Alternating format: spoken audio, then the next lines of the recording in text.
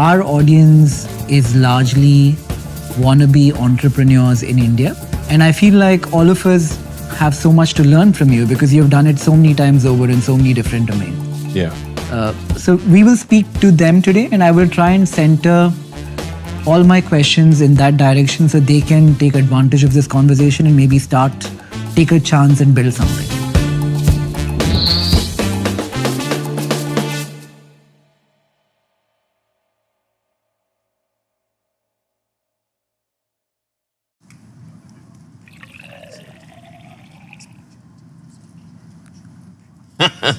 You want a coffee? Sure, why not? Okay. Are we going to be talking for a while? I hope we are. Okay, good. Sure. Meghna, May I trouble you for a coffee? can we get another coffee? Cappuccino, I guess. All right. Are you a coffee drinker, Elon? Yeah. I mean, I have coffee once, usually in the mornings, you know. Okay. One a day kind of thing? Yeah, pretty much.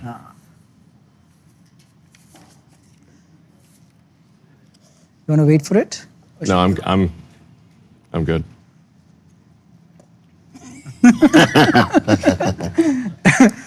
The first thing I must say is you're a lot bigger and bulkier, muscular than I would have thought you are. Oh, stop. You're making me blush. Really? Seriously? Yeah, I mean, look, on the internet, I'm small, you know. You're essentially, what percentage of internet is spent on Twitter? Is there a number to it? On X? Well, so we have like about 600 million monthly users. Although it can spike up if there's some major event in the world, it can get up to, I don't know, 800 million or a billion if there's some major event in the world. So there's, I don't know, 250 to 300 million per week type of thing. It's a pretty decent number. And it tends to be readers, you know, people that read words. You know, so. Do you think that'll change? Yeah, I mean, there's certainly a lot of video on the X system, but at this point, increasing amounts of video. But I think where the X network is strongest is among people who think a lot and read a lot. You know, so that's where it's going to be strongest because we have words. and you know, so among readers, writers, and thinkers, I think X is number one in the world. As far as social media goes, the form factor, if you had to wager a guess for tomorrow, how much is text, how much is video? I've heard you speak about maybe voice and hearing being the next form of communication with AI. What happens to X in its true form? How does it evolve? Yeah, so I do think most interaction is going to be video in the future. Most interaction is going to be real-time video with AI. So real-time video comprehension, real-time video generation. That's going to be most of the load. And that's how it is for most of the internet right now. It's most of the internet is video. Text is a pretty small percentage, but the text tends to be higher value generally, or it's more densely compressed information. Like, yeah. So, but if you say like, what is the most amount of bits generated and compute spent, it's certainly going to be video. So I used to be a shareholder of X, a very small one. Okay. And I got paid when you bought it, when you bought Twitter and you made it X. Happy decision? Glad you did it? Yeah, I think it was important. You know, I felt like Twitter was heading in, or had gone in a direction that had sort of more of a negative influence on the world. You know, it was. I mean, of course, this depends on one's perspective. Some people will say, well, actually, they liked the way it was, and now they don't like it. But I think the fundamental thing was that Twitter was amplifying I would say, pretty far left by most people's standards in the world's ideology because of where it was based in San Francisco. So, and they actually suspended a lot of people on the right. So from their perspective, even someone in the center would be far right. If you're far left, anyone in the center is far right because it's just on the political spectrum. They're just as far left as you get in the United States and in San Francisco. So what I've tried to do is just restore it to be balanced and centrist. So there haven't been any left-wing voices that have been suspended or banned or de-amplified or anything like that. Now some of them have chosen to just go somewhere else. But at this point, it is the operating principle of the X system is to adhere to any country's laws, but not to put our thumb on the scale beyond the laws of a country. When I think of social media, thank you. When I think of social media, Elon, I feel like even data suggests that the current incumbents seem to be losing traction amongst the youngest of audience. Yeah. Even platforms like Instagram, they're not exactly like Twitter, but platforms across the board. If one had to rework social media and build something bottom up, what do you think could work for the world of tomorrow? Well, I don't think that much about social media, to be frank. It's I can mostly just want to have something where there's in the case of X, kind of a global town square, where people can say what they want to say with words, pictures, video, where there's a secure messaging system. We've recently added the ability to do audio and video calls.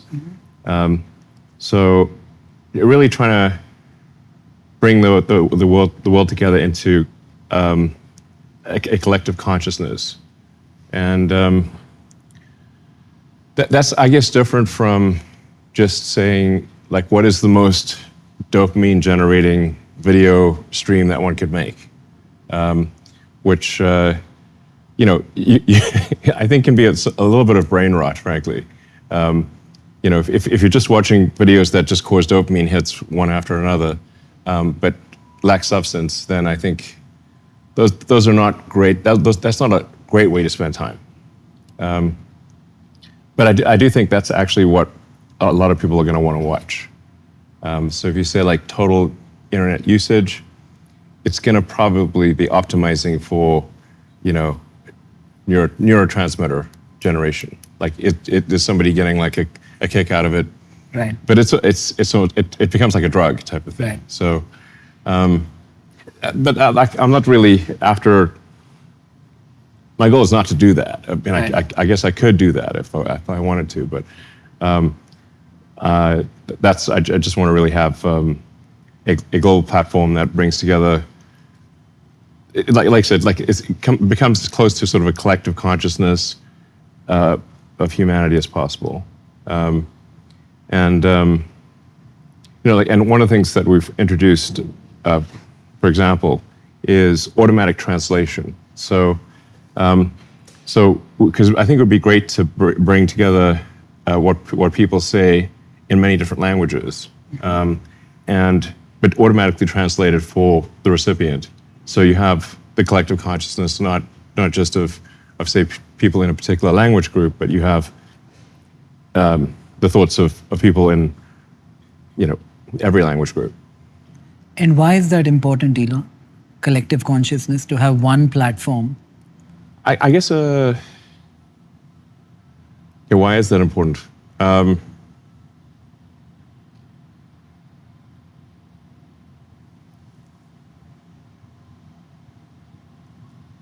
I guess it's. You could also say like why.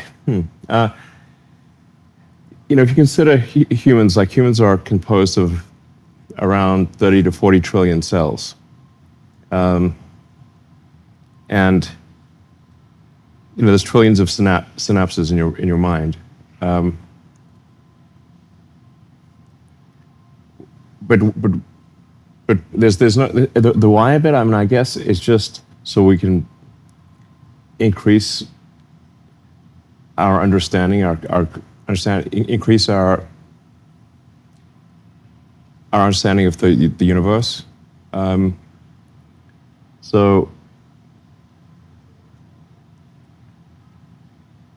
I guess I had this sort of question about what's the meaning of life. Like why is anything important? Why are we here? What's the origin of the universe? What is the end? What are the questions that we don't even know to ask? And probably the questions we don't even know to ask are the most important ones. So I'm just trying to, I guess, understand what's going on.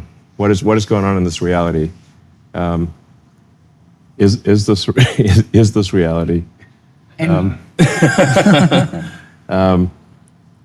and where did you get when you asked, what is the point of life?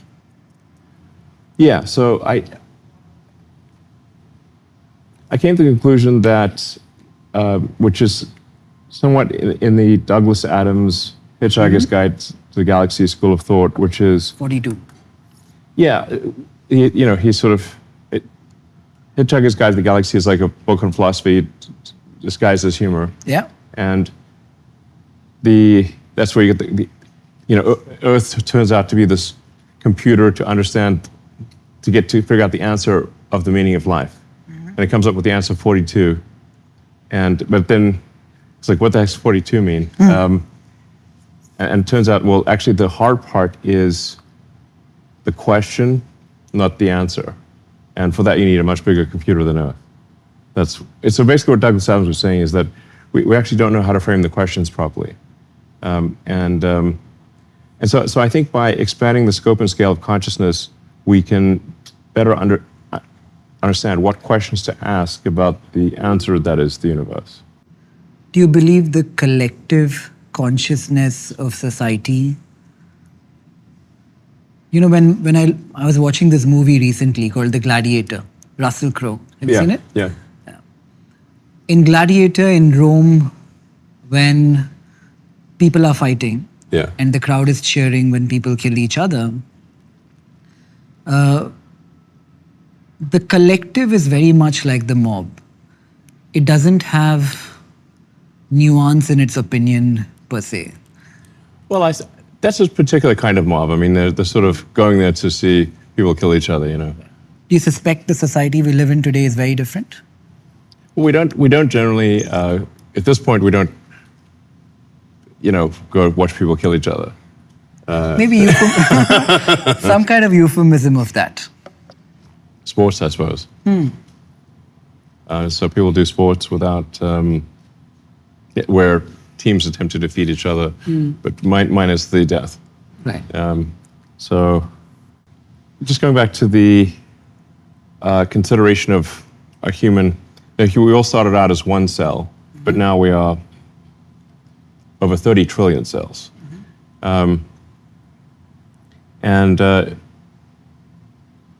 But I think most people feel like they're one body. Usually your right hand's not fighting your left hand type of thing, It's to sort of cooperate.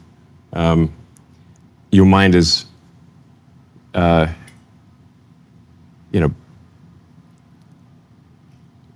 just a vast number of neurons. But most of the time it doesn't feel like there's, a trillion voices in your brain. Hopefully not. So there's clearly more that happens when you have trillions of cells working as a cellular collective than, say, one cell or a small, small multicellular creature. There's clearly something different that happens. Like you can't talk to a bacteria, Yeah. It's very silent. They just sort of wiggle around and. From their perspective, I don't know. I was sort of, what is life like from the perspective of an amoeba, But I know you can't talk to an amoeba. Like they don't talk back. but you can talk to humans. So there's just something obviously qualitatively, fundamentally different for humans once you have a large number of cells and sufficiently large brain type of thing. You can now talk to humans. They can say things, they can produce things. But bacteria are not going to produce a spaceship, for example. But humans can. So I think there's something qualitatively different that also happens when there's a collection of humans. In fact, it's safe to say that a single human cannot make a spaceship. I could not make a spaceship by myself. But with a collection of humans, we can make spaceships. So there's something obviously qualitatively different about a collection of humans. In fact, it would be impossible for me to learn all of the areas of expertise. There wouldn't be enough time in one lifetime to even learn all the things before I was dead. So you really fundamentally have to have a collection of humans to make a rocket.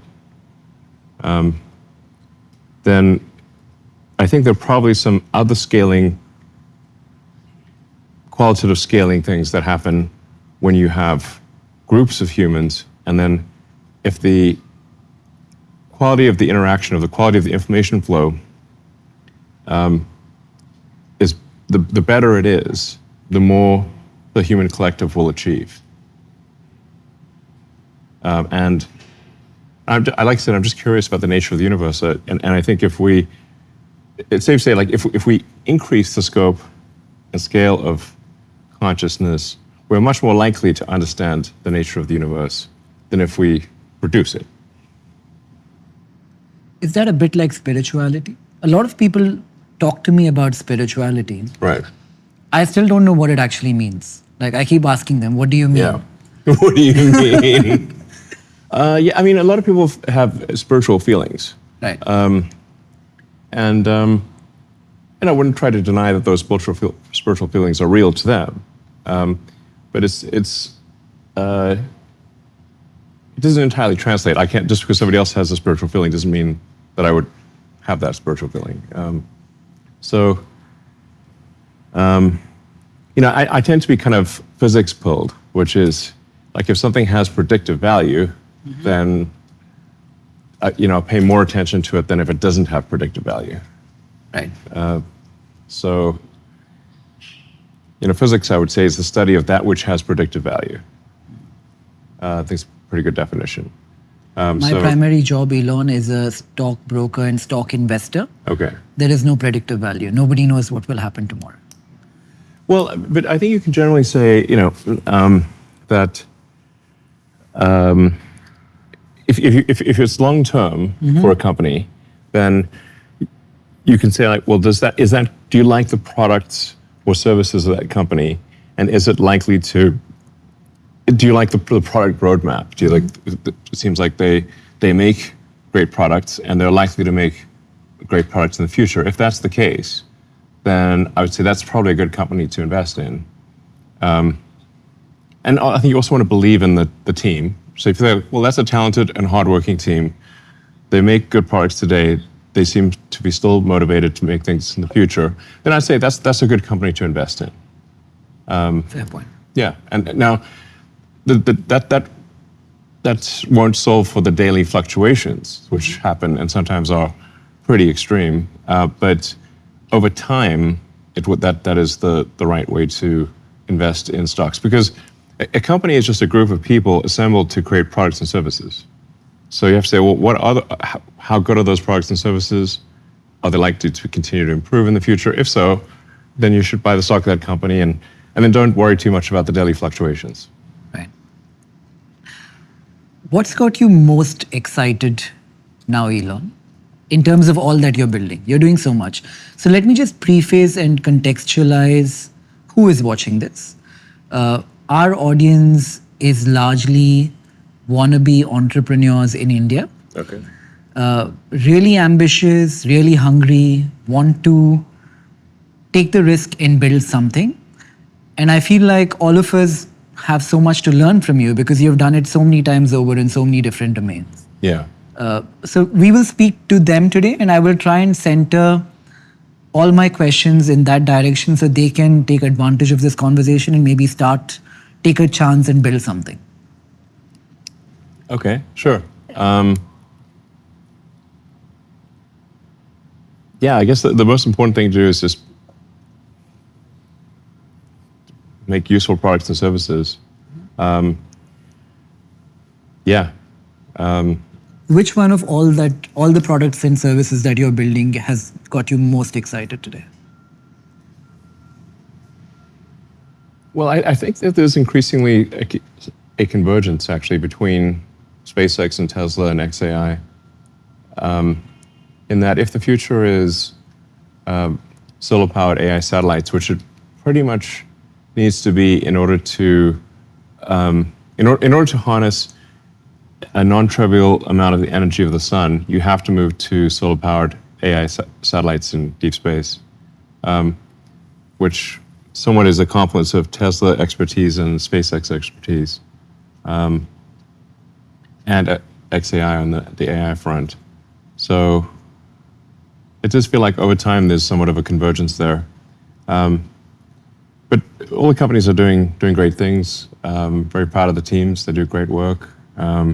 So we're making great progress with Tesla on the autonomous driving. I don't know if you've tried the self-driving. Mm-hmm. Have you tried it? I've tried it in the Waymo, not in the Tesla. Yeah, it's worth trying. We actually have it here in Austin, so you can. I'd love to try it. You can literally just download the Tesla app. Yeah. And I think it's open to anyone. Yeah. Definitely try it out. I mean, you know how it goes. But we've made a lot of progress with electric vehicles, with battery packs and solar, and very much so with self-driving. So basically, real-world AI. Tesla is the world leader in real-world AI, I would say. So, and then we're going to be making this robot Optimus, which is, starting production hopefully summer next year, at scale. And I think that's going to be pretty cool. That'll be like, I think everyone's going to want their own personal C-3PO, R2-D2, helper robot. Like, it would be pretty cool. And then SpaceX is doing great work with the Starlink program, providing low-cost, reliable internet throughout the world. Hopefully India. We'd love to be operating in India. That would be great. We're operating in 150 different countries now with Starlink. Can you give me a bit about Starlink and how the tech works? Because somebody I was speaking to, I don't know if you know this company called Meter out of San Francisco. They're trying to replace network engineers. But don't know it now. So he was telling me about how in densely populated areas, Starlink works differently than it might be in a place with not as many people. Can you explain how it works? Yeah, so Starlink, there's several thousand satellites in low Earth orbit, and they're moving around 25 times the speed of sound in these, they're zipping around the Earth, basically. And they're at an altitude of about 550 kilometers, which is called generally low Earth orbit. Because they're at low Earth orbit, the latency is low. Like the distance, because the distance is not that far compared to a geostationary satellite, 36,000 kilometers. So you've got thousands of satellites providing low latency, high-speed internet throughout the world, and they are interconnected as well. So there are laser links between the satellites, so it forms sort of a laser mesh, so that if let's say if cables are damaged or cut, like fiber cables, the satellites can communicate between each other and provide connectivity even if the cables are cut. So, for example, when the Red Sea cables were cut, I think a few months ago, the Starlink satellite network continued to function without a hitch. So it's particularly helpful for disaster areas. So if an area has been hit with some kind of natural disaster, floods or fires or earthquakes, that tends to damage the ground infrastructure. But the Starlink satellites still work. So, and generally, whenever there's some sort of natural disaster somewhere, we always provide people with free Starlink internet connectivity. We don't want to charge, we don't take advantage of a tragic situation. So, always, if there's natural disasters, we're like, okay, it's free during the natural disaster. We don't want to say like, put a paywall up while somebody's trying to get help. That would be wrong. So that's it's a very robust system. It's complementary to ground systems because the satellite beams work best in sparsely populated areas, but because you've got a satellite beam, it's a pretty big beam, so you have a fixed number of users per beam. So it tends to be very complementary to the ground-based cellular systems because those are very good in cities because you've got these cell towers that are only a kilometer apart type of thing, but cell towers tend to be inefficient in the countryside. So in rural areas is where you tend to have the worst internet because it's very very expensive and difficult to do all the fiber optic cables or to have high bandwidth cellular towers. So Starlink is very complementary to the existing telecom companies. It basically tends to serve the least served, which I think is good. Will that change tomorrow? Like today, as you explained, the beam is quite broad and it can't work in a densely populated area with high buildings maybe. But can that change and tomorrow it becomes really efficient in a densely populated city where it is competitive with the local network providers? It's unfortunately, the physics don't allow for that. So we're too far away. So at 550 kilometers, and even if we try to reduce it, which about as low as we can go is about 350 kilometers, still very far away.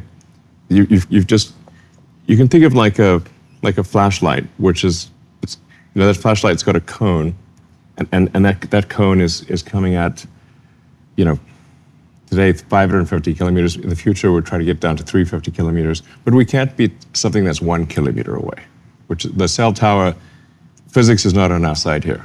Right. So it's not physically possible for Starlink to serve densely populated cities. Like you can serve a little bit, maybe 1% of the population. And sometimes people get, even in crowded cities, there might be, no fiber link up their road. Like sometimes somebody's on a cul-de-sac or something, or in a place in cities, there's sometimes underserved areas for random reasons. And so Starlink can serve, like I said, maybe 1% or 2% of a densely populated city. But it can be much more effective in, like I said, in rural areas where the internet connection is much worse. And often people either have sometimes no access to internet, or it's extremely expensive, or the quality is not very good. So, if I were to ask you to wager a guess, Elon, do you think India will go down the path of urbanization like China did, with more people moving in from rural economies to urban centers? Or do you think we'll beat the trend? I suppose some amount of that has happened, right? I'm curious to sort of ask you some questions as well. Because of course, isn't that the trend, or is it not the trend in India?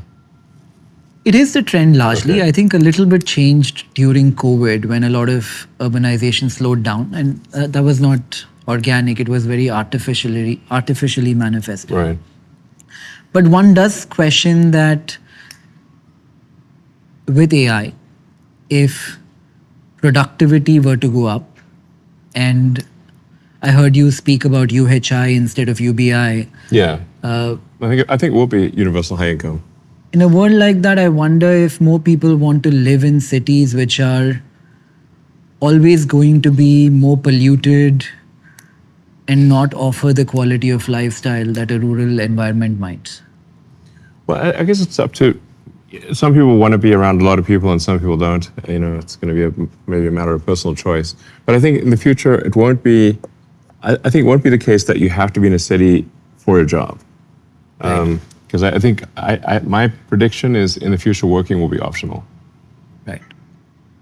We seem to be moving from, not in India, but in some parts of the West, from 6 days to 5 days to 4 days to 3. Not me.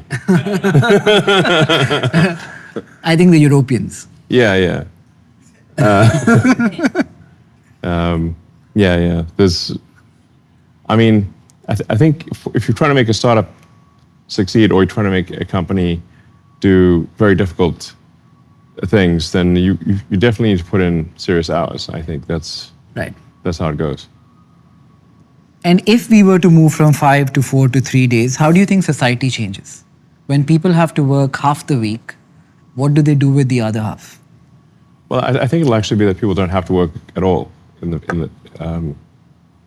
it may not be that far in the future. Maybe only, I don't know, 10, I'd say less than 20 years. My prediction is in less than 20 years, working will be optional. Working at all will be optional. Like a hobby, pretty much. And that would be because of increased productivity, meaning people do not have to work? They don't have to. I mean, look, obviously people can play this back in 20 years and say, look, Elon made this ridiculous prediction and it's not true. But I think it will turn out to be true that in less than 20 years, that maybe even as little as, 10 or 15 years, the advancements in AI and robotics will bring us to the point where working is optional. In the same way that, like, say, you can grow your own vegetables in your garden, or you could go to the store and buy vegetables. So much harder to grow your own vegetables. but some people like to grow their vegetables, which is fine. But it'll be optional in that way. Is my prediction. If one were to argue that humans are innately competitive and everything is relative, from the time of hunters, somebody wanted to be the alpha hunter or the biggest farmer. If everybody gets a universal high income and everybody has enough, what do you compete for? It would be relative, right? Like if we all had enough, enough is not enough. I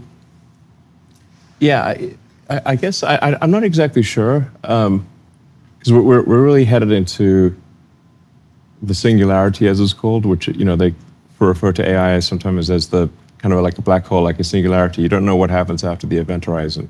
It doesn't mean that something bad happens; it just means you don't know what happens. I'm confident that if AI and robotics continue to advance, which they are advancing very rapidly, like I said, working will be optional, and people will have any goods and services that they want. If you can think of it, you can have it, type of thing. But then at a certain point, AI will actually saturate on anything humans can think of. And then at that point, it becomes a situation where AI and robotics are doing things for AI and robotics because they've run out of things to do to make the humans happy. Because there's a limit. You say like, people can only eat so much food, or it's going to be. I think if you can think of it, you can have it. Will be the future. The Austrian School of Economics. If you go back in time, they were the digression from Adam Smith. They talk about the marginal utility of everything. Having one of something has value, having two of the same thing has lesser value, and having 10 of the same thing has no value. Yes. So if we could have everything we wanted, like maybe 10 marshmallows. I mean, who wants that? One's plenty. They say the marshmallow test. You're like, you can have 2 marshmallows later, or 1 marshmallow now, and I'm like, I'll have 1 marshmallow. I don't want 2 marshmallows. That's interesting. What would you pick? But I don't like 1 marshmallow is enough. I always question marshmallows as being like not the most, the best candy. Yeah. Well, I don't yearn for marshmallows. I think you're the best. Who does? You're the best testament to the marshmallow experiment. I think. I suppose so. It delayed gratification, essentially. Yeah. You're able to delay it more than most. I have a tattoo which says delay gratification. Yeah, wow, okay. What's this? Okay, you're really taking the marshmallow test on. I feel like I can't remember. When I'm trading or when I'm buying and delay gratification, yeah. It helps. Wow, okay. That's commitment. It's pointing at me, so it reminds me of... Okay, well, it's good advice. I mean, I can't miss it. If you could if you could get a tattoo, what would you get? I guess maybe my kids' names or something. Right. Why do you like the letter X as much as you do? Well, I mean, well, it's a good question, honestly. Sometimes I wonder what's wrong with me. I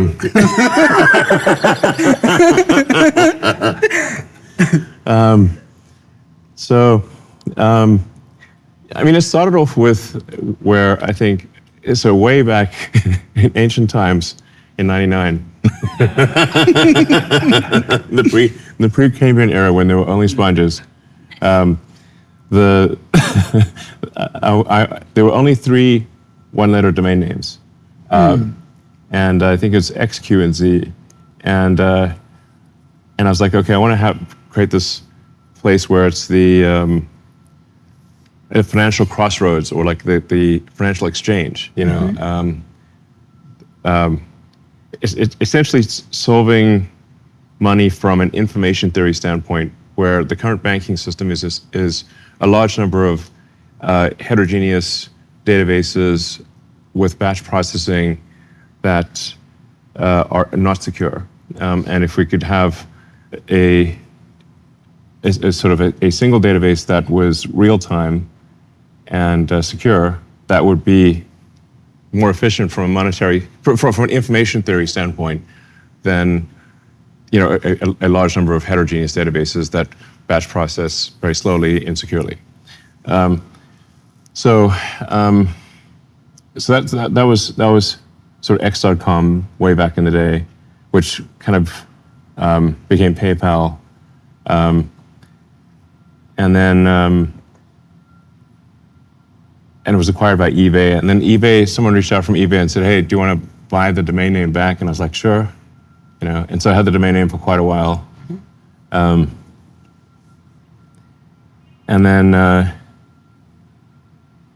then, yes. Then I was like, well, maybe this acquiring Twitter would also be an opportunity to revisit the original plan of X.com, which is to create this like clearinghouse of financial transactions, like basically to create a more efficient money database, is a way to think about it. Is like people, like money is really an information system for labor allocation. Like people sometimes think money is power in and of itself, but it doesn't really. If there's no labor to allocate, it's meaningless. So if you were to be on a desert island with $1 trillion, dollars or whatever, it doesn't matter. Oh yeah, right. Why speculate when it can be real? I just hope I don't end up on a desert island. It's not going to be very useful to me. But it illustrates my point that if you're stranded on a desert island with $1 trillion, it's not useful because there's no labor to allocate. You just allocate yourself. So it's this long-winded way of saying that it's just really like I'm just kind of slowly revisiting this idea that I had 25 years ago to create a more efficient money database. And if that's successful, people will use it, and if it's not successful, they won't use it. And then I also like the idea of like sort of having a unified app or website or whatever where you can do you can do anything you want there. So sort of China has this with WeChat, Right. somewhat, where you can exchange information, you can publish information, you can exchange money, you can, people kind of live their life on WeChat in China. It's quite useful, but there's no real WeChat outside of China. So it's kind of WeChat plus, I'd say, is the idea for X. Anyway, so then Space Exploration Technologies is the full name of the company, but it's that's too much, that's a mouthful. So I was we'll just call it SpaceX, like FedEx for space. It just happens to have an X in the, because exploration has an X, but, and I was well, I like the idea of capitalizing the X just artistically. So then that's why it's SpaceX. But, and then, what else we got? I got a kid. He's called X2. But his mother is the one that named him X. And I said, people are really going to think I've got to think about X if we name our kid X2, And I said to her, look, I do have X.com, So people are going to really think I've got somewhat of a fetish for this letter. But she said, no, she likes X and she wants to call him X. I'm like, okay. Is this a new thing or have you had it growing up? No, I'm saying it's somewhat of a coincidence, not everything's called X. I mean, there's no X's in Tesla, What do you think money will be in the future, Elon? I think long term, I think money disappears as a concept. Honestly, it's kind of strange, but in a future where anyone can have anything, I think you no longer need money as a database for labor allocation. If AI and robotics are big enough to satisfy all human needs, then money is no longer, its relevance declines dramatically. I'm not sure we will have it. So, the best sort of imagining of this future that I've read is from Ian Banks, the culture books. So I recommend people read the culture books. In this sort of far future of the culture books, they don't have money either. And everyone can pretty much have whatever they want. So there's still some fundamental currencies, if you will, that are physics-based. So energy is the true currency. This is why I said Bitcoin is based on energy. You can't legislate energy. You can't just, pass a law and suddenly have a lot of energy. It's very difficult to generate energy, or especially to harness energy in a useful way to do useful work. So I think that probably we won't have money, and probably we'll just have energy, power generation as the de facto currency. So, I mean, I think one way to frame civilizational progress is the percentage completion on the Kardashev scale. So, Kardashev 1 is what percentage of a planet's energy are you successfully turning into useful work?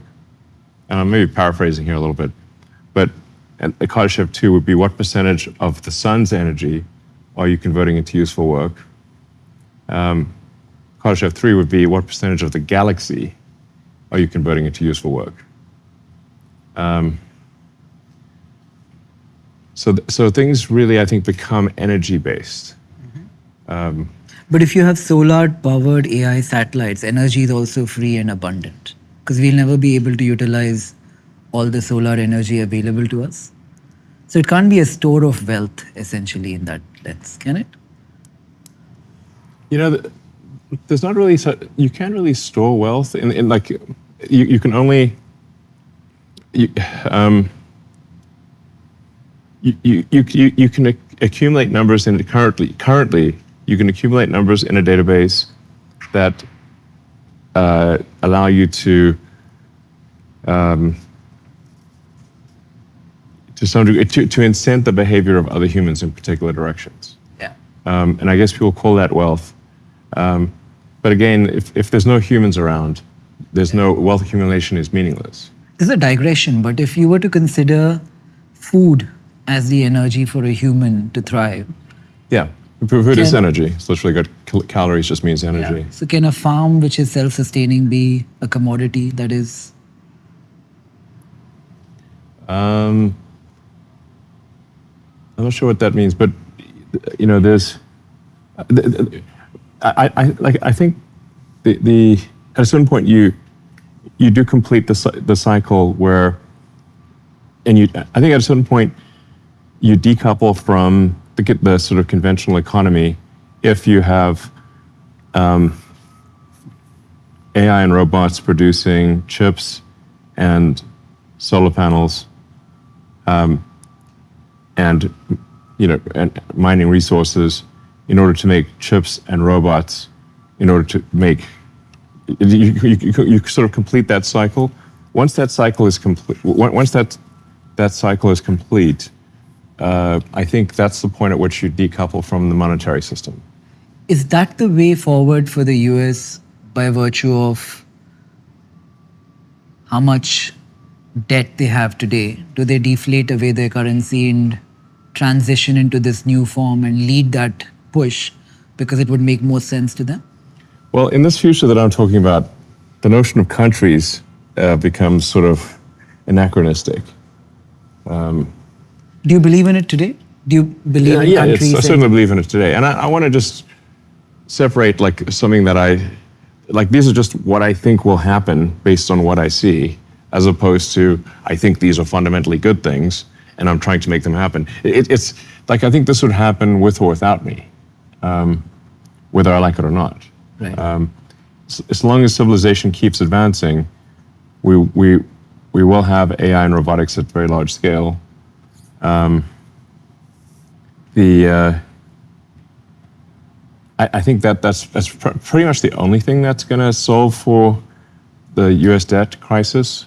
You know, because currently the U.S. debt is insanely high, and the interest payments on the debt exceed the entire military budget of the United States. Just the interest payments, and that's at least in the short term going to continue to increase.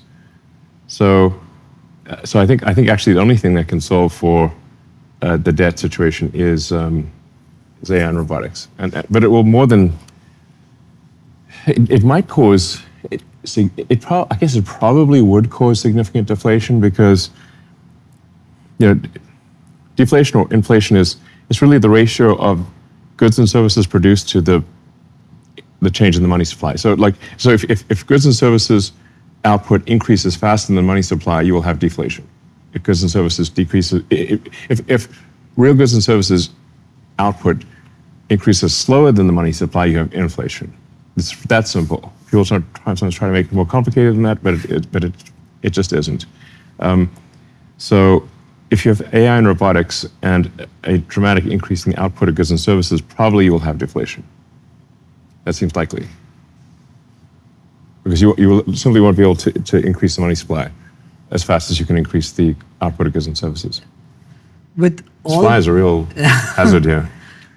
Should we do something about it? Maybe we can convince it to go somewhere else. Yeah. Entice it elsewhere. It actually left, I think. Okay. Oh, no, it's back.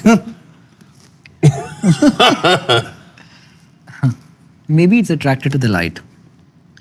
If deflation You might want some coffee. Mine is over. If deflation is inevitable because of AI, why do it's we most likely the case, yeah. Right. Why do we have inflation again all over in society today?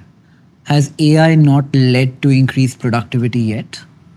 AI has not yet made enough of an impact on productivity to increase the goods and services faster than the increase in the money supply. So the U.S. is increasing money supply quite substantially with, deficits that are on the order of $2 trillion. So you have to have, goods and services output increase more than that in order to not have inflation. So we're not there yet. But if you say how long would it take us to get there? I think it's 3 years. Probably 3 years before. In 3 years or less, my guess is goods and services output will exceed the rate of inflation. Goods and services growth will exceed money supply growth in about 3 years. Maybe after those 3 years, you have deflation and then interest rates go to zero and then the debt is a smaller problem than it is. Yes.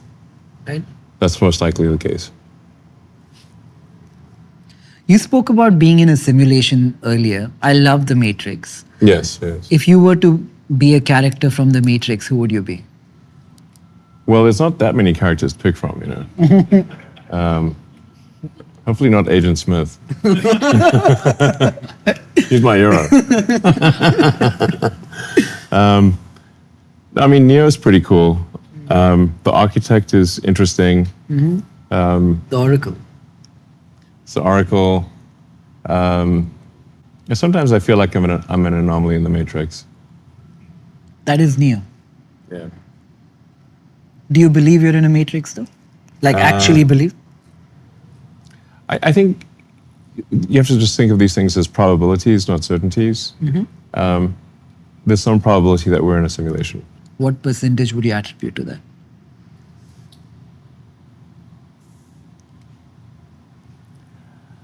Probably pretty high. I would say it's pretty high. Yeah? Yeah. So one way to think of this is to say, if you look at the advancement of video games, in our lifetime, or at least in my lifetime, it's gone from very simple video games where you've got, like Pong, you've got two rectangles and a square, just batting it back and forth, to photorealistic, real-time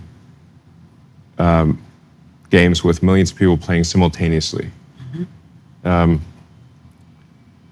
that's happened just in the span of 50 years. So if that trend continues, video games will be indistinguishable from reality. Right. And we're also going to have very intelligent characters, like non-player characters, in these video games. Think of how sophisticated the conversations are you can have with an AI today, and that's only going to get more sophisticated. You'll be able to have conversations that are more complex and more sophisticated than almost any human conversation. Maybe any. So then the future, if civilization continues, will be millions, maybe billions of photorealistic, like indistinguishable from reality video games, and with characters in those video games that are very deep, and where the dialogue is not pre-programmed.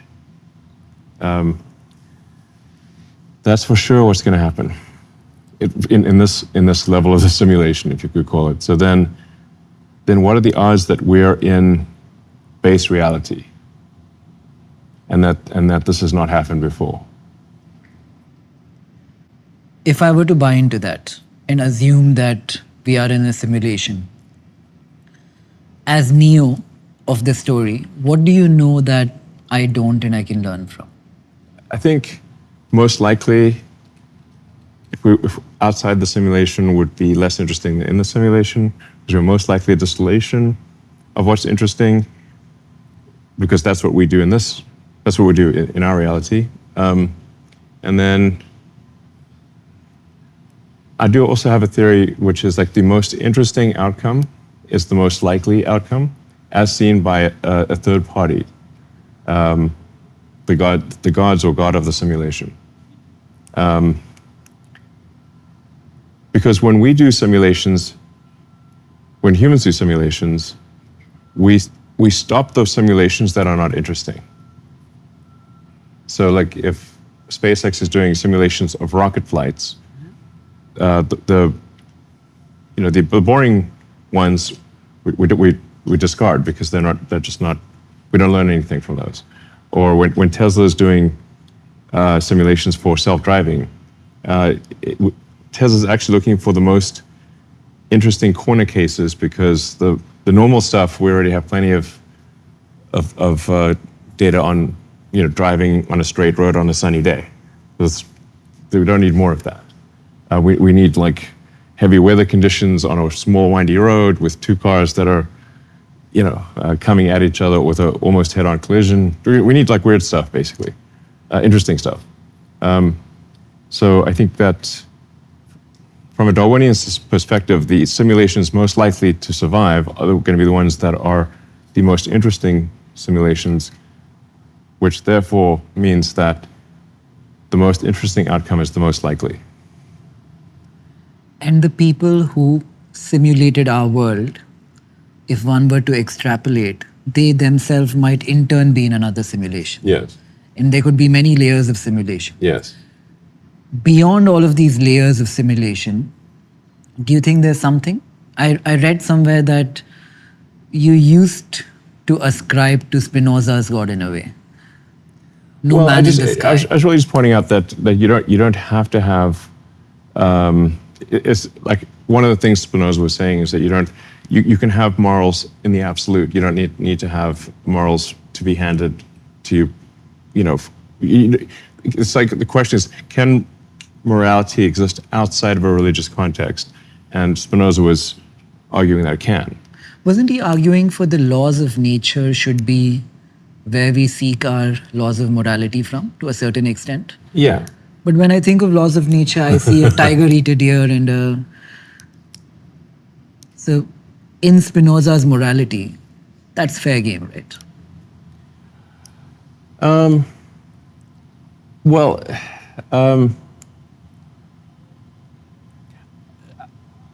You can. I think there's a lot of things you can take from Spinoza, but the only point I was making in referencing Spinoza was that you can have a set of morals that make society functional and productive, without you don't necessarily have to have a religious doctrine for that. So that's yeah. I think that's the main thing I was trying to say there. Like I don't think people just if somebody is, it doesn't, if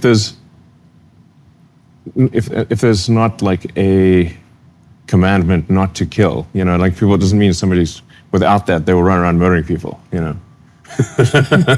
It's like you don't have to have a commandment not to kill. Have you played GTA? A religious edict to run around killing people. I actually, I've only played a little bit of GTA because I didn't like the fact that, like in GTA 5, you literally can't progress unless you kill the police.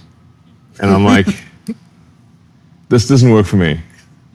I actually don't like killing the NPCs in the video games. That's not my thing, So actually, I didn't like GTA because I actually stopped when it said the only way to proceed is to shoot at the police. I'm like, I don't want to do that. Maybe that's why us as the NPCs of our simulation are not dying. Maybe. Anyway, I think you can just sort of say there's some common sense things that, any civilization that runs around, where people just murder each other wantonly, it's not going to be a very successful one. You seem to be changing a bit towards religion, though. Faith. Like, off late, you've said a bunch of things which are pro-religion almost. Not pro-religion, but on those lines. I mean, I think are there principles in religion that make sense? Yeah, I think there are. Is it easier for our simulation to have a pro-religion projection for the world that we live in? We become more relatable? It's easier? Well, which religion, though? Any, depending on where you live. So pick one, And it's pretty rare that kids are said, which religion would you like, It's pretty rare. I don't know too many situations where kids were offered like, like what do you want to major in type of thing. It's usually like you get given a religion by your parents and your community. So,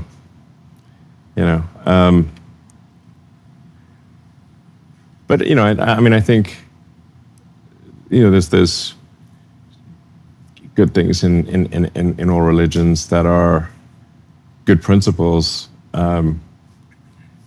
You can sort of read any religious text and say, okay, this is a good principle. This is going to lead to a better society, most likely. So, I mean, in Christianity, sort of love thy neighbor as thyself, which is have empathy for fellow human beings, is a good one, I think, for good society. Basically, just consider the feelings of others and treat other people as you would like to be treated. If you had to resketch the world, Elon, think morality, politics, economy, how would you change the world we live in today? If you had to have Elon's simulation of things. Well, overall, I think the world is pretty great right now. I mean, it's anyone who thinks that like today's world is not that great, I think they're not going to be excellent students of history, because if you if you read a lot of history, you're like, wow, there's a lot of misery back then. I mean, it used to be that people would be dropping dead of the plague all the time. Par for the course. Just be like a good year back in the day would be like not that many people died of the plague or starvation or being killed by another tribe. Mm-hmm. It's like that was a good year. We only lost 10% of the population. I think like 100 years ago we lived up until 35 or 40, right? We had very high infant mortality. Yeah. So like you had a few people that would live to an old age, but not that long ago, 100 years ago, if you got like some minor infection, they didn't have antibiotics, so you just like kick the bucket because you drank some water that had dysentery, and that was it. Curtains, You just die of diarrhea. Maybe that's you why just literally die. That was like, that's miserable. Maybe that's why people had as many kids as they did back then. Yeah, I mean, if you didn't, then like half the kids would die, type of thing. Yeah. So you have a lot of kids now. Yeah. That's with true. Multiple like partners. An army. Yeah. I'm trying to get an entire Roman legion.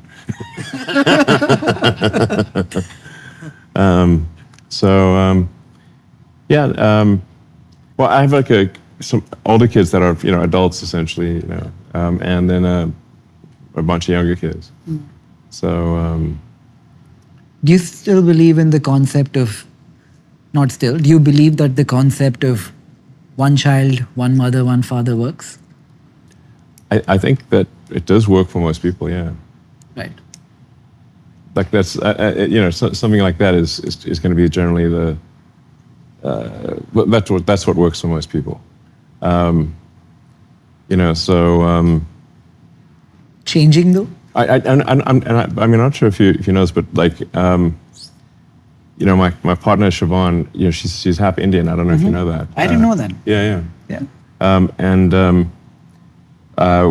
One of my sons with her is middle name is Sekhar, after Chandrasekhar. Wow. Yeah.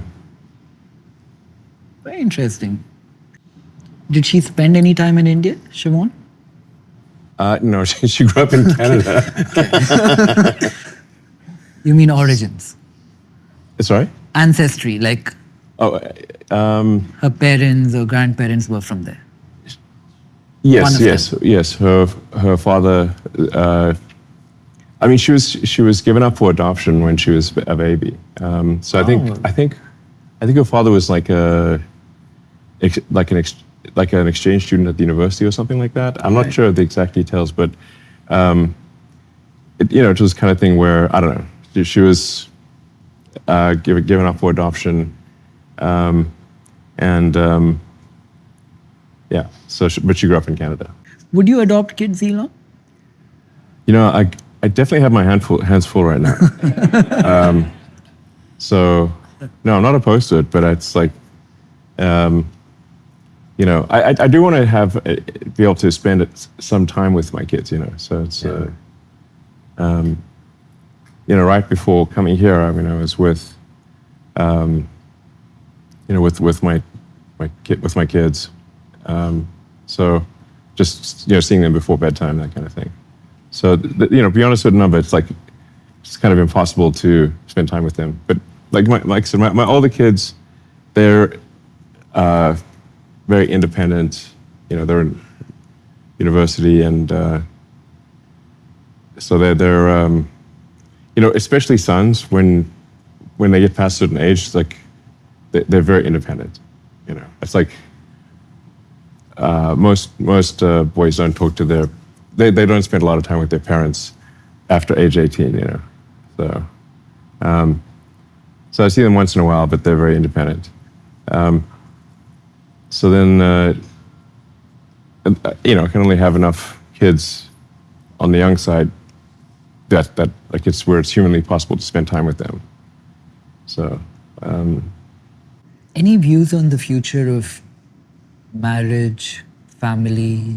What do you think happens to people having lesser kids everywhere, including India? I think our replenishment rate is down to, right.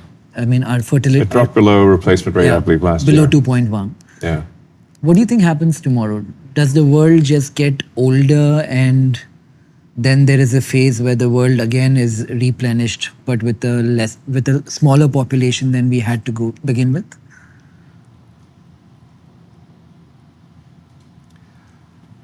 I mean, I do worry about the population decline. This is a big problem. Why is that? Well, I don't want humanity to disappear. But a decline and disappear are completely different things, right? Well, if the trend continues, we disappear. But also going back to, you know, my philosophy, if you will, which is that we want to expand consciousness, then fewer humans is worse because we have less consciousness. Do you think consciousness will go up by virtue of the number of people in there? Yes. I mean, just like consciousness increases from a single cell creature to, you know, a 30 trillion cell creature, we're more conscious than a bacteria. At least it seems that way.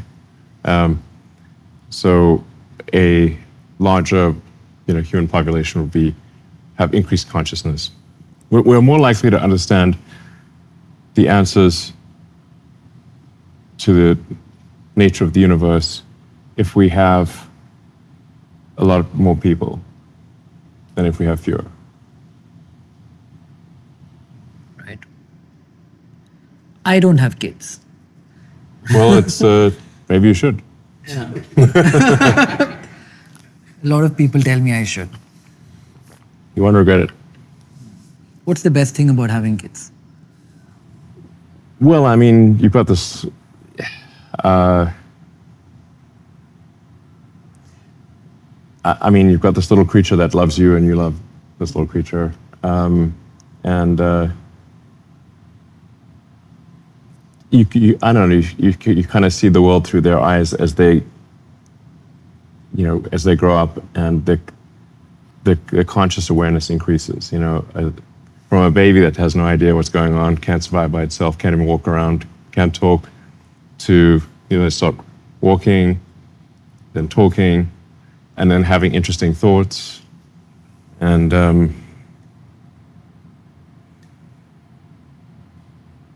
but yeah, I mean, I think we fundamentally have to have kids or go extinct. You know, it's like. Is there any ego in having a child? I often think of this when I see my friends with their kids. They're all seeing a reflection of themselves in their children. It's almost like... Well, yeah, I mean, it's because Apple's not going to fall that far from the tree, you know. Or something's wrong. Right. You're like, wait a second.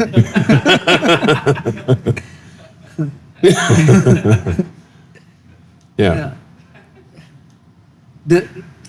I'll give you the example of a friend of mine who has a child, and each time the child does something good, there is almost a sense of ownership and pride, where his ego is satiated because the kid is like an extension of himself.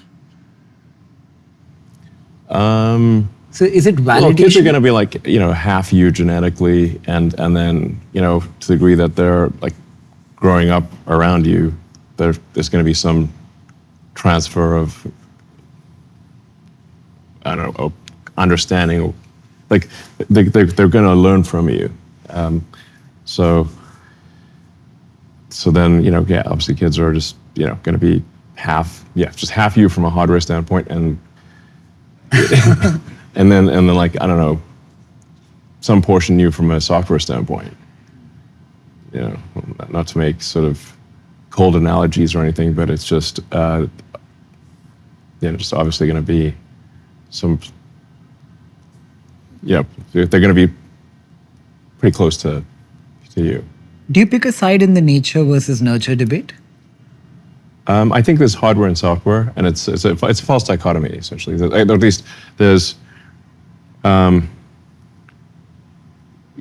you understand that a human is, like, there's a bone structure, there's a muscle structure, there's a if you think of the brain as somewhat of a biological computer, there's a circuit efficient, there's a number of circuits question and circuit efficiency from a strength and dexterity standpoint. There's a speed at which the muscles can actuate and the reactions can take place. So then the potential within that hardware is set by the software. So that's it. So for our audience, like I said earlier, young, ambitious, hungry, wannabe entrepreneurs in India, I said something recently which I think got blown out of proportion, where I was suggesting that an MBA degree might not make sense anymore if they were to be deciding on what to study. Yeah. Do you think kids should go to college anymore?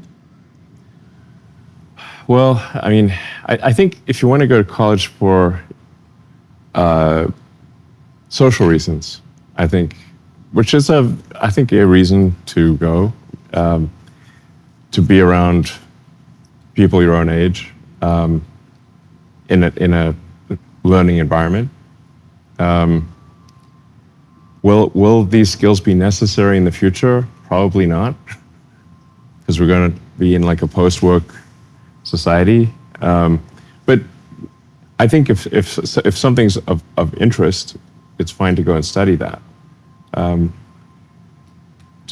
study the sciences, the arts and sciences. Is college a bit too generalized and not specific from that lens? No, I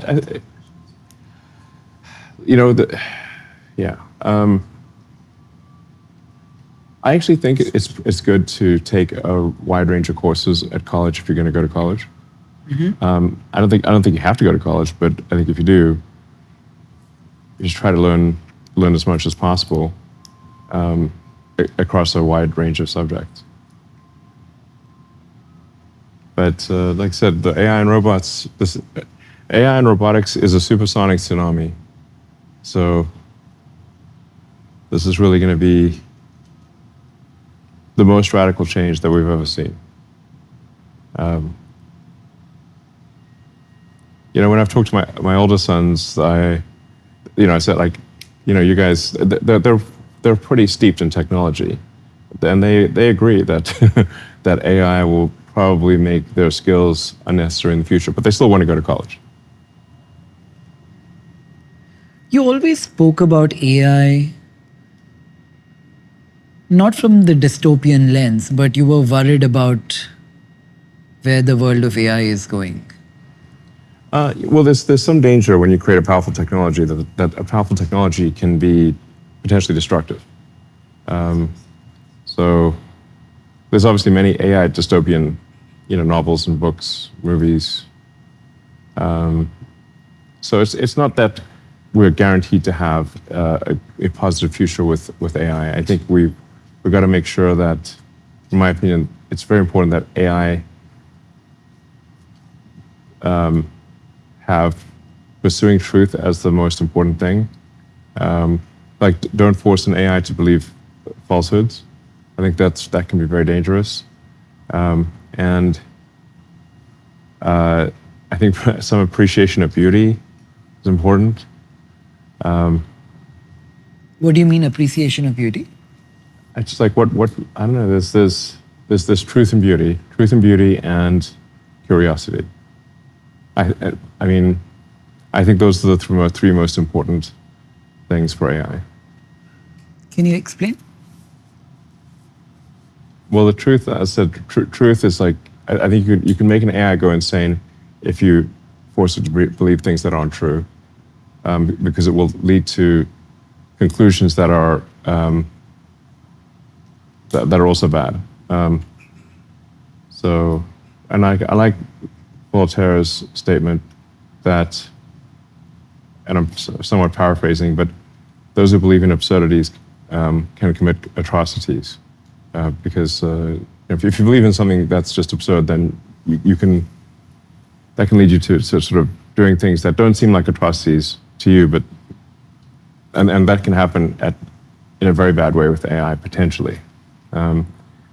So, and then there's like if you take, say, Arthur C. Clarke's 2001 Space Odyssey, one of the points he was trying to make there was that you should not force AI to lie. So the reason that HAL would not open the pod bay doors is because it was told to bring the astronauts to the monolith, but that they could also not know about the nature of the monolith.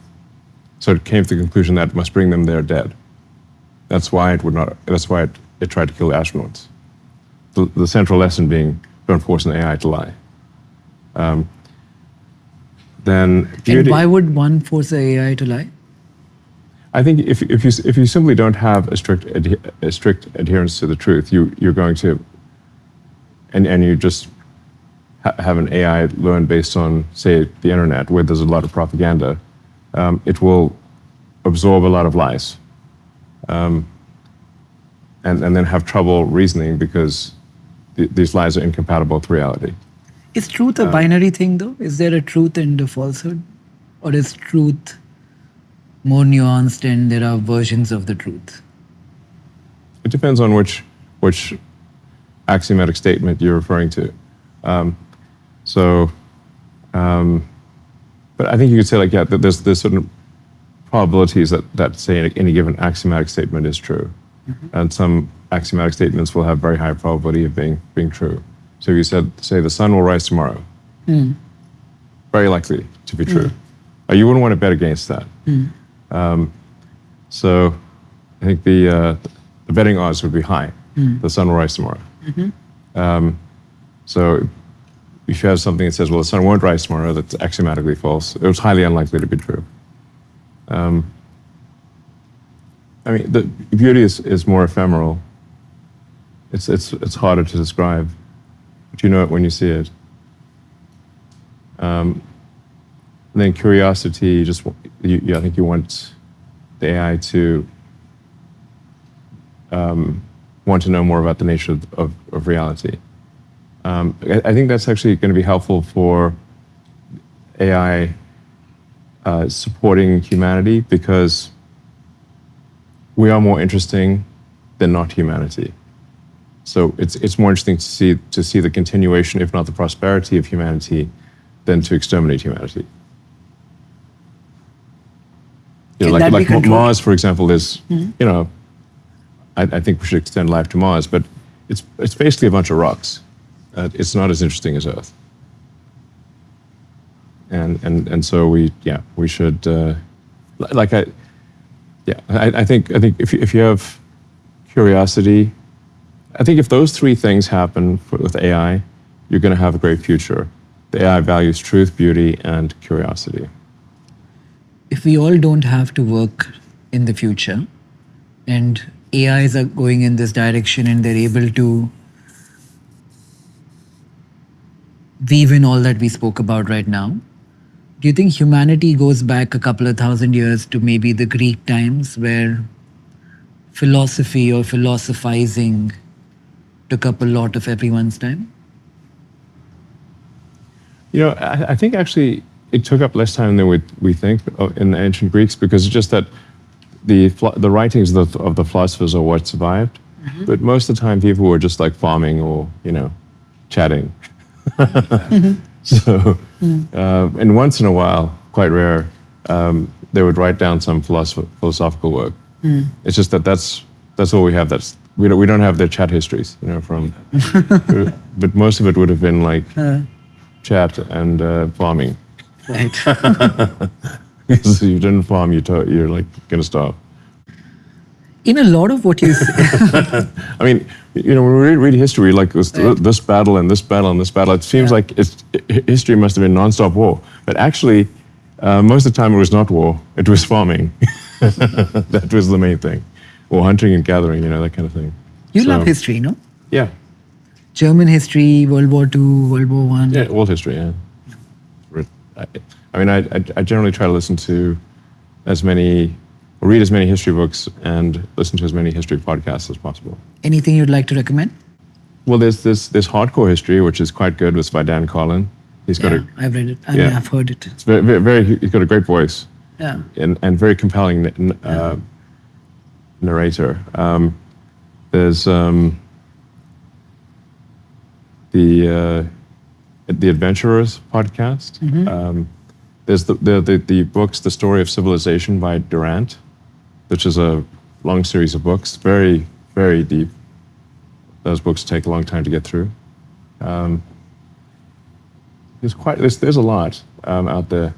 I sort of like, if you want something that's sort of gentle, a gentle bedtime podcast, I'd say The History of English is quite a nice one, because it starts off with like gentle tavern music and a very pleasant voice, and he's like talking about the story of Old English and then Middle English and then later English and where did all these words come from? Yeah. And one of the interesting things about English is that it's somewhat of an open source language. Like it actively tried to incorporate words from many other languages. Mm-hmm. So, whereas French sort of generally they fought the inclusion of words from other languages, but English actively sought to include words from other languages, kind of like an open source language. So as a result, it has a very large vocabulary. And large vocabulary allows for higher bandwidth communication because you can use you could use a single word that might otherwise take a sentence to convey. Why has podcasting become so big all of a sudden? I think it's been big for a while. I mean, aren't you a podcaster? What are we on right now? It's kind of new to me. Okay.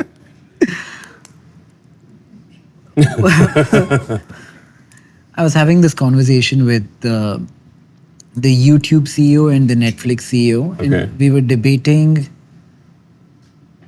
what chemical is released in your brain when you consume a movie, for example, versus when you consume a podcast where you think like you're learning something in the background. It appears that they are two completely separate things.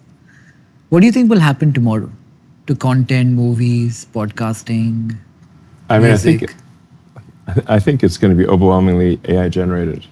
Yeah? Yeah. Real time movies and video games. Real time video generation, I think, is where things are headed. The nuance of having a scarred human being who you can resonate with in a manner that you can't with a AI, for example. The novelty AI could certainly emulate a scarred human being quite well.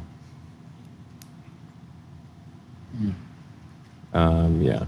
I mean, the AI video generation that I'm seeing at XAI and from others is pretty impressive. We were looking at data around what industry is growing the fastest. And especially when we looked at the amount of time consuming movies versus time spent on social media, time spent on YouTube, What seems to be growing really fast are live events all over again. Going to a physical... I think live events, when digital media is ubiquitous and you can just have anything digitally at, essentially for free or very close to for free, then the scarce commodity will be live events. Yeah. Yeah. Do you think that the premium for that will go up? Yeah, I do. Good industry to invest in? Yes. Yes, because that will have more scarcity than digital, anything digital. If you were a stock investor, Elon, and you could buy one company which is not your own at the valuations of today to meet a capitalistic end and not an altruistic one which is good for the world, what would you buy? I don't really, buy stocks, so it's not like, I'm not like an investor in, I don't like look for things to invest in. I just try to build things. And then there happens to be stock of the company that I built. But I don't think about, should I invest in this company, or I don't have like a portfolio or anything. So I guess AI and robotics are going to be very important. So I suppose it would be AI and robotics that aren't related to me. I think Google is going to be pretty valuable in the future. They've laid the groundwork for an immense amount of value creation from an AI standpoint. NVIDIA is obvious at this point. There's an argument that companies that do AI and robotics and maybe space flight are going to be overwhelmingly almost all the value. So the output of goods and services from AI and robotics is so high that it will dwarf everything else. The world seems to be moving to a place where everybody loves David and hates Goliath. Why? He's the one that got the stone in the forehead, Yeah. Which honestly, that was just a big mistake. You should have, either cover yourself entirely with armor and make sure you've got a missile weapon of some kind. Otherwise, your opponent is just obviously going to take a kite the boss strategy. Just kite the boss. You can run around in a thong with it doesn't matter. It's never going to catch you.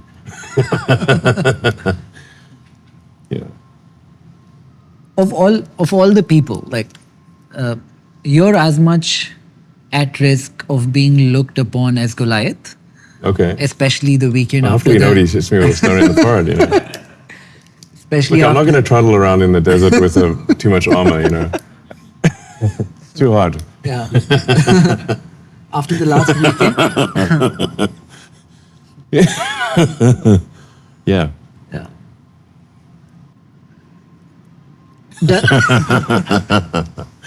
I sometimes think about people like in the old days, when you're supposed to go into battle with all this armor, but it's like, let's say it's the middle of summer. It's so hot in that armor. It'd be like sweltering. It's like at a certain point you're like, I'd rather die. If I have to wear this armor for 1 more hour in the hot sun. It's like I'd rather die. That's why the Romans had the skirts, right. So they could get some air in there,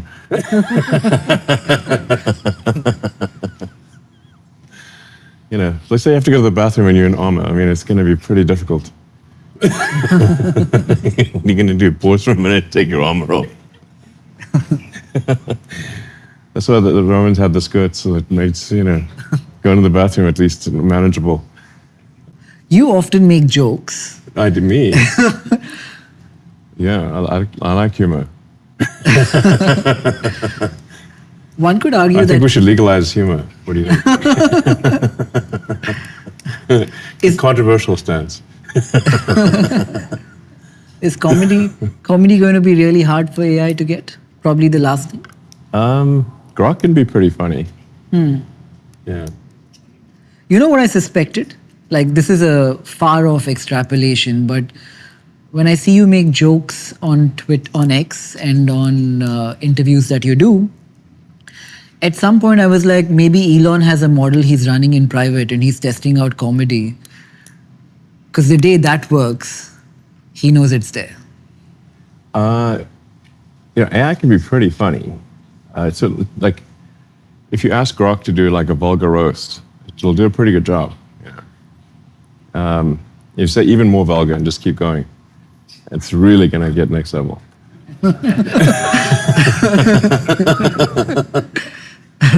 It's going to do unspeakable, like say, vulgar roast yourself on Grok and it's going to do unspeakable things to you. What kind of comedy do you like? I guess I like absurdist humor. Comedy always had like a Monty place. Python or something like that. Comedy always had a place in society wherein the role of the jester was so important to every kingdom because they said things in a funny way that could not be said in a straight way. Yeah, I guess so. I mean, we should have more jesters. Yeah. Is that what you're trying to do when you say something which is a joke? Say something you can't when you're not joking about it? I just like humor. I think we should. I like comedy. I think it's funny. People should laugh. It's good to generate a few chuckles once in a while. Yeah. It's rather. I mean, we don't want to have a humorless society. We're dry.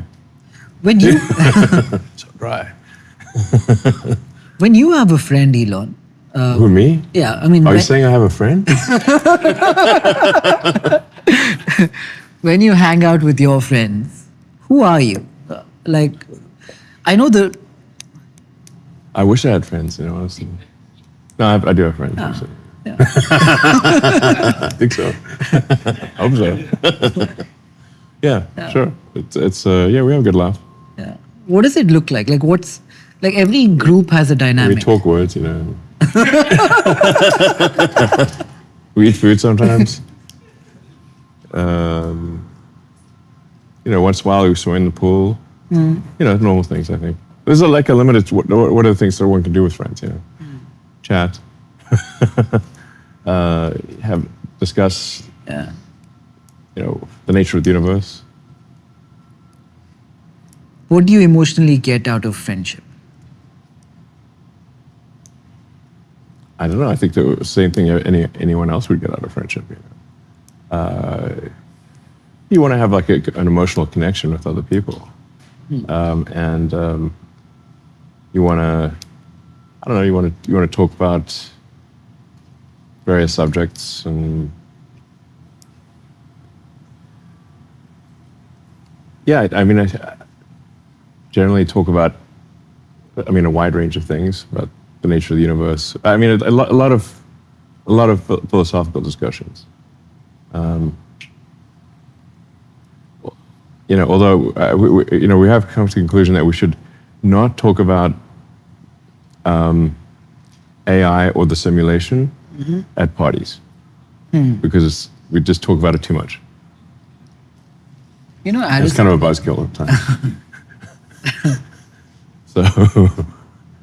I can't remember who it was, Aristotle or Plato. They had a framework for how to pick a friend based on respect and mutual admiration, but people don't pick friends like that. Even me, I feel like I pick my friends based on people who say and think in a manner that I can resonate with. Sure. I wouldn't pick a far out there contrarian to my own belief systems as a friend because it would get tiring. Hanging out would get tiring. Sure. Are you like that? Do you pick friends who think like you, or do you look for the one who can debate you and be a contrarian to you? I mean, I'm not sort of, going on like friendhunter.com. Let's hunt down some friends. It's sort of, I mean, I think it is just sort of people that you've resonated with somewhat on an emotional and intellectual level, and I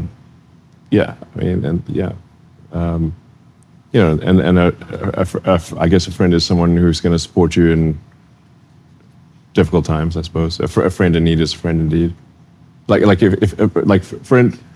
someone's still supporting you when the chips are down, that's a friend. If somebody's not supporting you, or if somebody's only there's fair weather friends are useless. They're not real friends. So, everyone likes you when the chips are up, but who likes you when the chips are down? With someone who has as many chips as you, would it matter? I mean, it's relative, With that particular it's not just a chips thing. It's just like a I mean, there's sort of popularity waxes and wanes. This is interesting. Does it wax and wane only by virtue of the number of chips, or also by virtue of proximity to power, and which one is bigger of the two?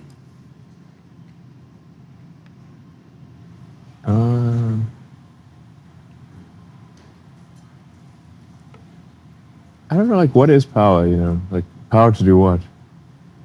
I would think in the traditional sense, elected power, position. You mean how many gigawatts or whatever? More like how many watts? It's the voltage and amperage, Don't touch the wires. Don't put a fork in the power outlet. You'll get a real feeling for power if you do that.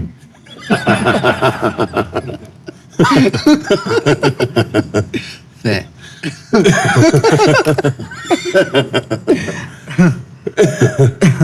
Yeah, it's going to be very visceral,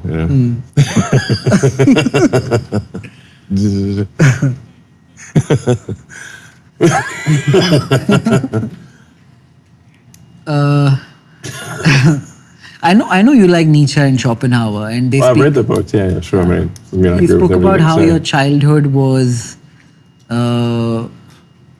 Yeah, I was just trying to find answers to the meaning of life when I had an existential crisis, and I don't know, when I was 12 or 13 or something. They speak about the will to power. Sure. I mean, Nietzsche said a lot of controversial things. He's sort of. I think he was, a bit of a troll, if you ask me. Are you the troll? How? You just say controversial things to get a rise out of people. He lived a miserable life and died early. Did he? Yeah. Well, who says he lived a miserable life? His sister, I think. Okay, well, maybe she didn't like him. No, I think he got sick and he died. He got a disease. Allegedly syphilis or something. Yeah. But there's only one way to get that, So he might have had some fun along the way. I did want to ask you this. Milton Friedman speaks about the pencil. What? Why?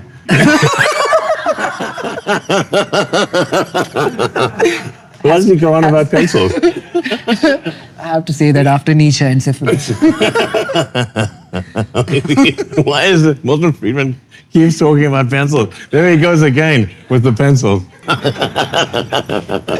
He won't stop. I swear to God, if I hear one Milton talks about pencil one more time, I'm going to lose my mind. He just rabbits on about pencils all day. Don't even mention crayons. What I find interesting about his pencil argument Yeah.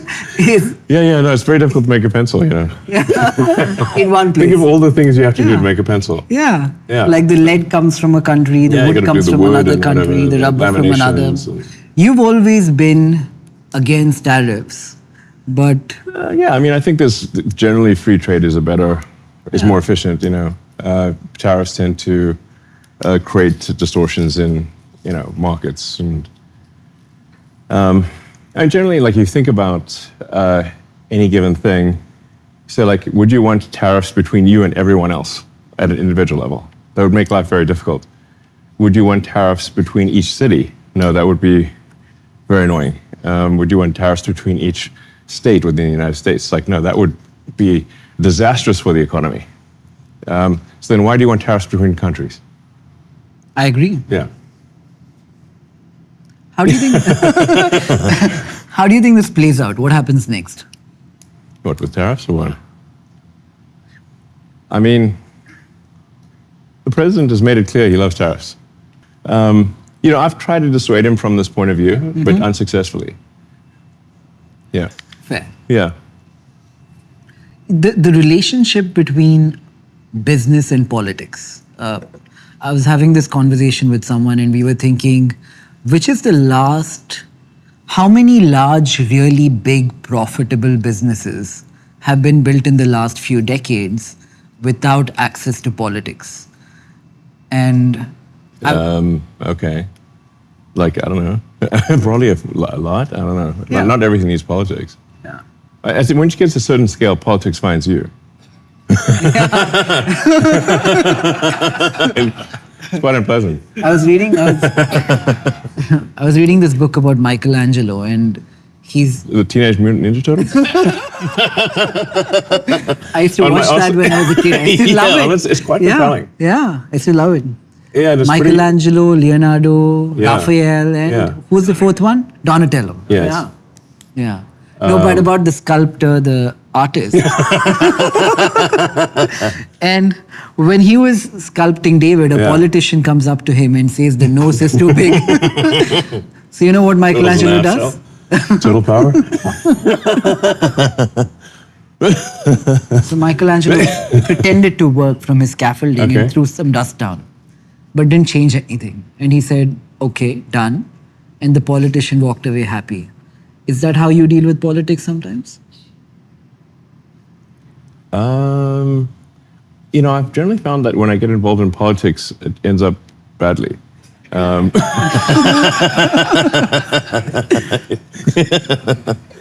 So that I'm like, probably shouldn't do that. I should do less of that, is my conclusion. Do you think that's true for all businessmen? Yeah, probably. Yeah. Yeah. I mean, politics is a blood sport, It's like you enter politics, they're going to go for the jugular. So best to avoid politics where possible. What did DOGE teach you if you learned one thing? Well, it was like a very interesting side quest, because I just got to see like a lot of the inner workings of the government. There's been quite a few efficiencies. I mean, some of them are very basic efficiencies, like just adding in requirements for federal payments that any given payment must have an assigned congressional payment code and a comment field with something in it that's more than nothing. Like that trivial seeming change, my guess is probably saves $100 billion or even $200 billion a year. Because there were massive numbers of payments that were going out with no congressional payment code and with nothing in the comment field, which makes auditing the payments impossible. So if you have to say, like, why can the Defense Department or now the Department of War, why can it not pass an audit? It's because the information is not there. It doesn't have the information necessary to pass an audit does not exist, is the issue. So a bunch of things DOGE did were just very common sense things that would be normal for any organization that cared about financial responsibility. That's most of what was done. And it's still going on, by the way. DOGE is still happening. But it turns out when you stop fraudulent and wasteful payments, the fraudsters don't confess to this. They actually start yelling all sorts of nonsense that you're stopping essential payments to needy people. But actually, you're not. We get this thing like saying, oh, you've got to send this thing for whatever, it'd really be like, this is going to children in Africa. And I'm like, yeah, but then why are the wiring instructions for Deloitte and Touche in Washington, D.C.? Because that's not Africa. So can you please connect us with the recipients of this money in Africa? And then we get silence. I'm like, okay, we just want to literally talk to the recipients. That's it. And then we're like, oh no, it turns out for some reason we can't talk to them. I'm like, well, we're not going to send the money unless we can talk to the recipients and confirm they will actually get it. And then that's sort of fraudsters necessarily will come up with a very sympathetic argument. They're not going to say, give us the money for fraud. That's not going to be what they say, obviously.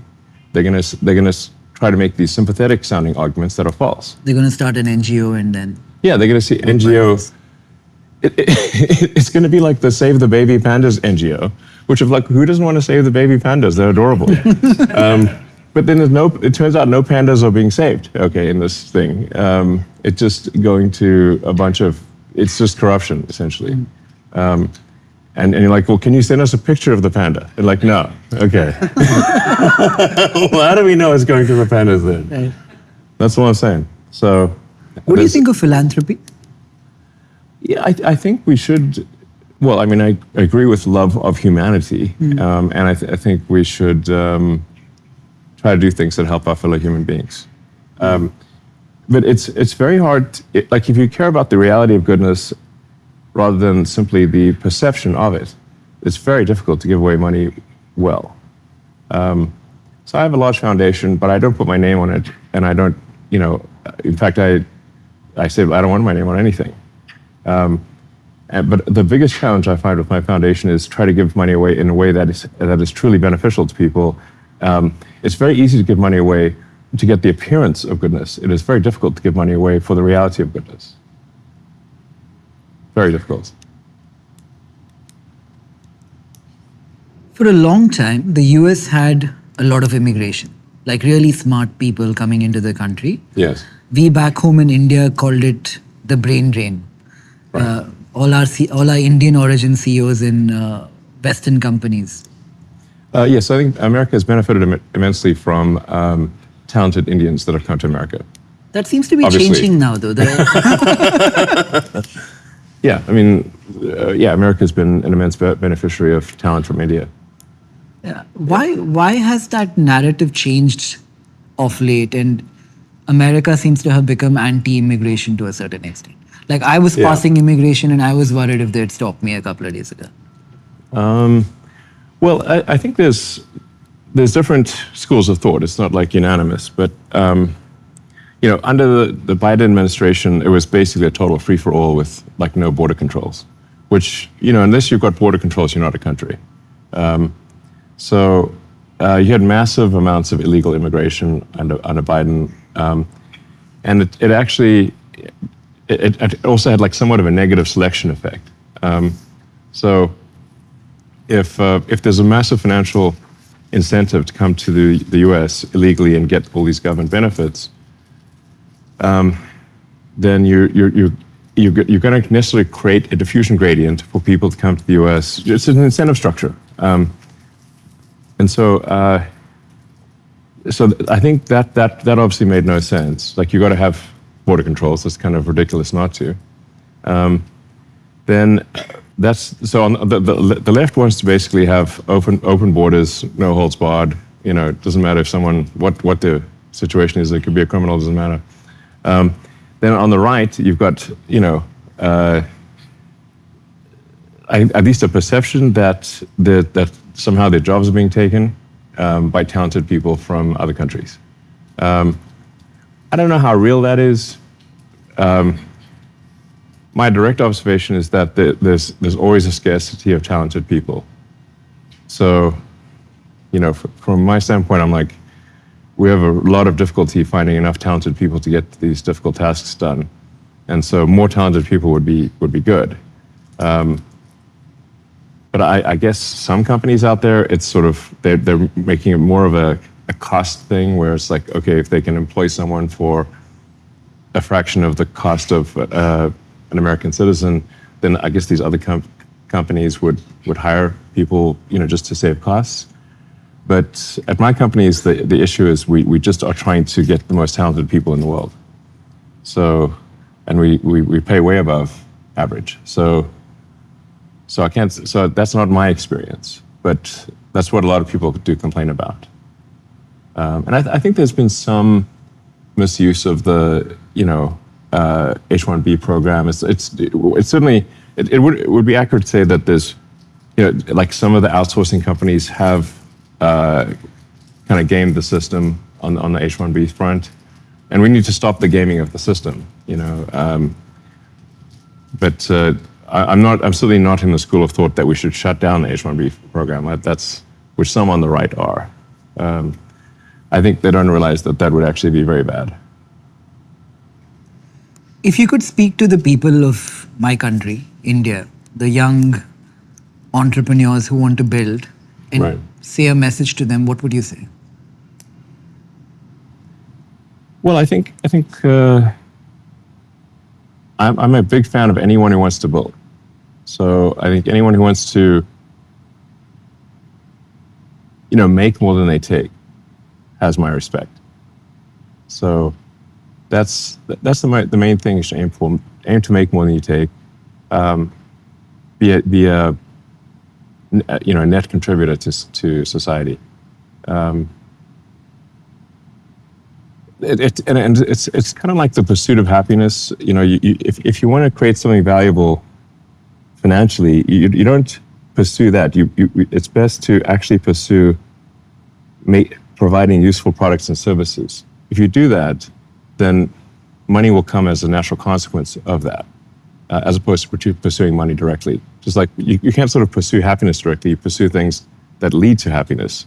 But there's not like direct happiness pursued. You do things like, I guess, fulfilling work or study or friends, loved ones, that as a result make you happy. So that's it sounds like very obvious, but generally, if somebody's trying to make a company work, they should expect to grind super hard, accept that there's like some meaningful chance of failure,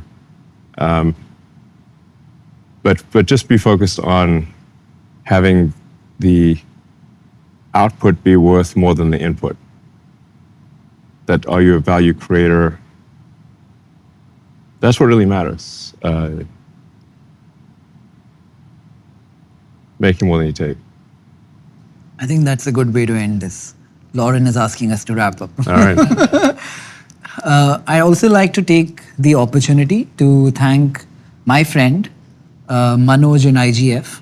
He does a great job of connecting, I think, Indians like the group here with people like you in order to, of many things, I think, get to know each other and become friends, because once we are friends, maybe we can start working together.